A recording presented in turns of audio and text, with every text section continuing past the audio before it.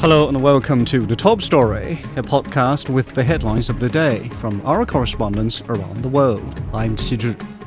Coming up in this edition, an Israeli missile has hit a Palestinians' encampment, reportedly killing at least 29 people.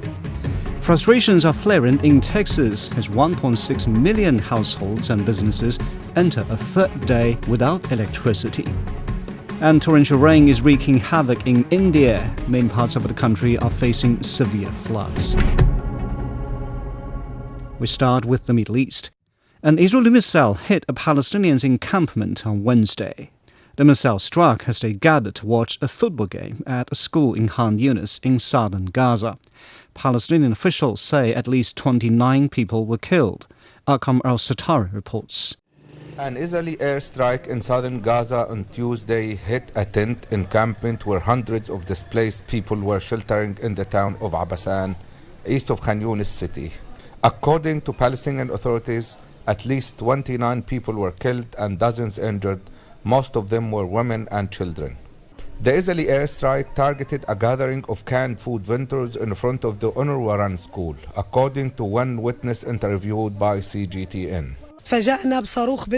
We were surprised when a missile fell on us here at the school. We are defenseless civilians who have nothing to do with anything. Children were playing and there were many stall vendors selling simple things and hundreds of children around the place. What sin did the children commit to be killed by this missile? Muhammad Abu Dakka, the father of one of the dead children, told CGTN that despite his great loss, he will not leave the school with the rest of his family because there is no other safe place in Gaza. They were just innocent and were not resistant at all. They bombed people who were shopping and displaced children. I lost my son, 6 of my cousins, and 2 of my other cousins. In addition to the dead, dozens of wounded arrived at Nasser Hospital in Khan Yunis for treatment. Some of the wounded had serious injuries that led to amputations. The injuries were very critical due to the spread of the shrapnel, which led to paralysis, amputation of limbs, and many injuries in the skull, in addition to the severe shortage of medical supplies, which greatly affected the medical care provided. Israel's military said it used precise munition targeting a Hamas fighter who was allegedly took part in the militant group's October 7th attack on Israel. The IDF said they were reviewing reports of people injured in Tuesday's strike. According to the Palestinian Ministry of Health, the number of Palestinians killed since the start of the Hamas-Israel conflict has reached 38,300. The United Nations Relief and Works Agency for Palestine Refugees UNRWA confirmed that Israel has bombed 2/3 of UNRWA schools since the start of the conflict in Gaza last October, including 4 during the past 4 days only. That was Akram al-Satari reporting from the Gaza Strip. Turning to the Americas, frustrations are flaring in Texas as 1.6 million households and businesses enter a third day without electricity. The heat index is set to soar to 40 degrees Celsius. The situation is turning political. U.S. President Joe Biden has accused state officials of dragging their feet on requesting federal assistance. Tony Waterman has the latest. Houston's main utility provider, CenterPoint Energy, says it has restored power to more than 850,000 customers and that it remains confident it can bring that number up to 1 million by the end of Wednesday. But that would still leave close to 1 million households and businesses in East Texas in the dark in this sweltering heat. This includes many nursing homes and assisted living facilities. And according to the Federal Emergency Management Agency, 16 hospitals ran on generator power on Tuesday. Now, at a press conference on Wednesday, Texas officials said everyone is working around the clock to get the power restored and get life back to normal. At this time, when you don't have power, when it's pitch black at night, when it's hot as Hades during the day, you don't have access to food that you normally had, it's a miserable situation. And you need to know that we care about that, we're working on that, and there is hope to move through this as quickly as we can.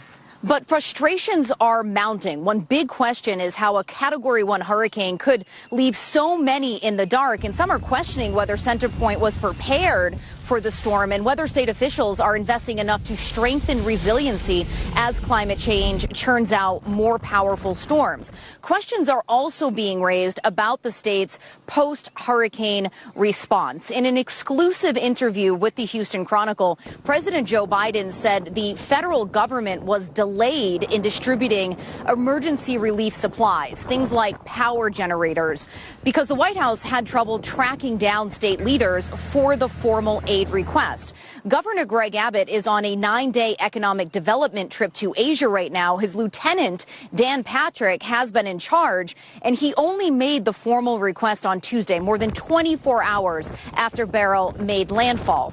Both men have denied delaying the request, but Texas Republican officials have a notoriously tense relationship with the current Democratic White House. And for the more than 1 million homes and businesses still waiting for the power to come on, for the air conditioning to come back on, they don't want more delays due to political bickering.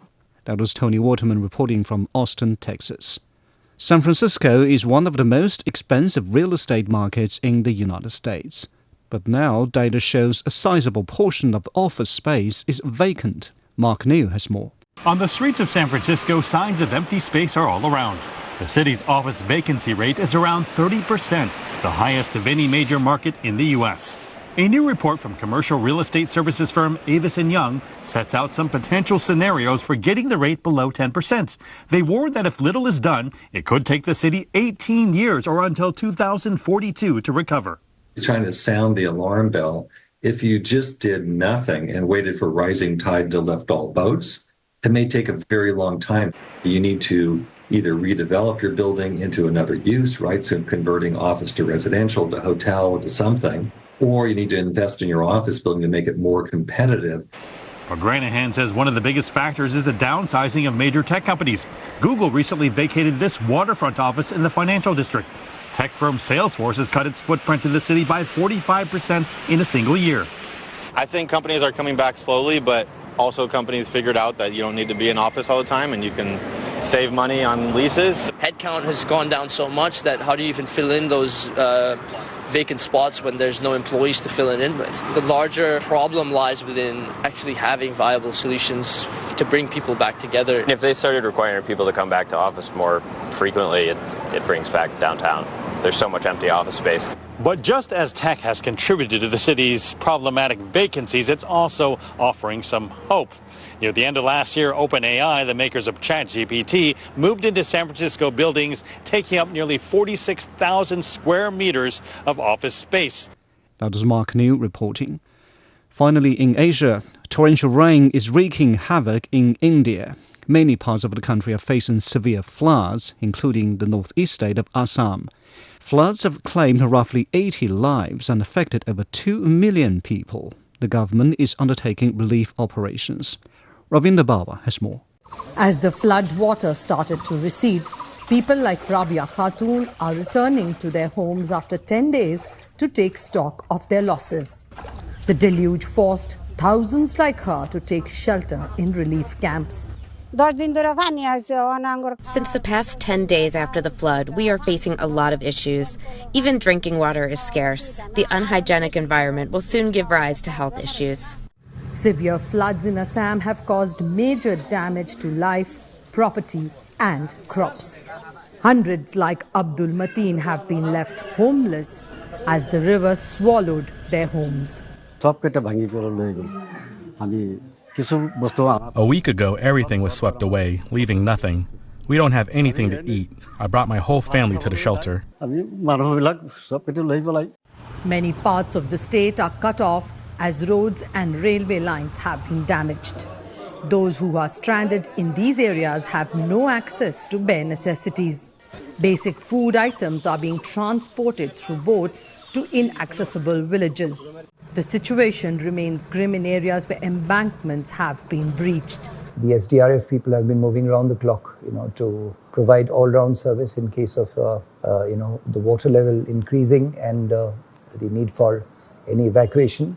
Then the medical teams have been pressed into service. We have around 28 medical teams which are located in different areas in all the relief camps. This year, it is the second flood wave in Assam.